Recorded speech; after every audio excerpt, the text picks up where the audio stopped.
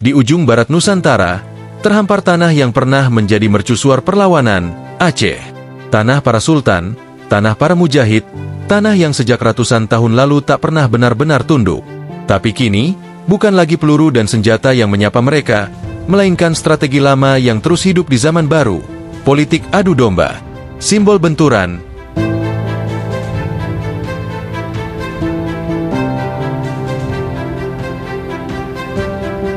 Semuanya bermula dari sebuah pulau kecil, tidak terlalu besar, tidak terlalu dikenal, tapi letaknya strategis, mengandung potensi minyak dan sumber daya laut yang melimpah. Pulau ini diklaim oleh dua daerah, Aceh dan salah satu provinsi tetangga di Pulau Sumatera. Media lokal mulai memberitakan, "Pulau ini milik kami," teriak tokoh dari satu pihak. "Itu wilayah historis kami," balas pihak lainnya. Narasi saling klaim mulai meledak di sosial media. Masyarakat mulai terbakar emosi. Dan saat itulah benih konflik ditanam. Di balik semua ini, ada aktor-aktor yang tak terlihat. Mereka tak muncul di layar TV, tak berbicara di mimbar politik. Tapi gerak mereka sangat nyata. Mengatur arah opini, memanfaatkan luka lama antara Aceh dan pemerintah pusat, serta menyulut kecurigaan antar daerah. Aceh, dengan sejarah panjang perjuangan kemerdekaannya, merasa ini adalah bagian dari skenario besar untuk melemahkan tekad mereka. Sementara daerah tetangga merasa Aceh terlalu agresif dan arogan. Dua saudara serumpun mulai saling mencurigai.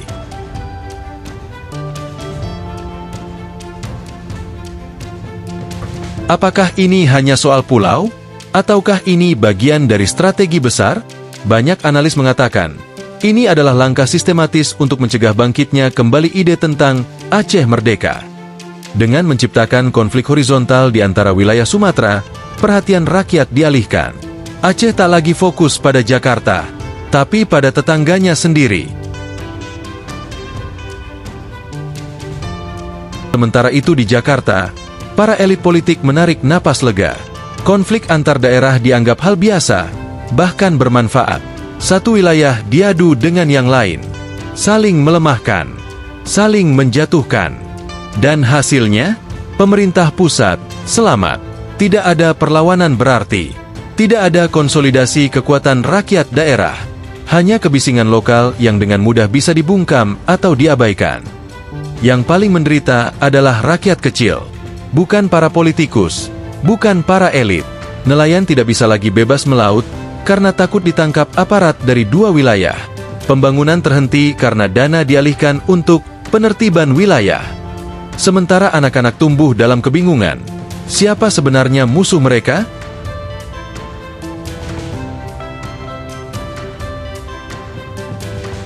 Namun di tengah kabut adu domba, muncul segelintir orang yang menolak tunduk. Para aktivis muda, para cendekiawan, para tokoh adat yang masih memiliki akal sehat. Mereka sadar, perpecahan ini bukan jalan keluar. Mereka mulai membangun dialog, merajut ulang tali silaturahmi yang hampir putus. Karena mereka tahu, hanya dengan bersatu, daerah-daerah di Sumatera bisa benar-benar kuat. Bukan jadi boneka, bukan jadi alat, bukan jadi korban. Aceh dan Sumatera bukan musuh. Mereka bersaudara. Dan jika saudara bisa dipecah karena sepetak pulau, maka kita sedang menyaksikan keberhasilan strategi penjajahan gaya baru. Tapi jika mereka sadar dan bersatu kembali, maka bukan hanya pulau itu yang akan selamat, tapi seluruh Indonesia akan menjadi lebih adil dan berdaulat. Karena kekuatan Indonesia terletak pada keutuhan rakyatnya, bukan sekat-sekat kepentingan.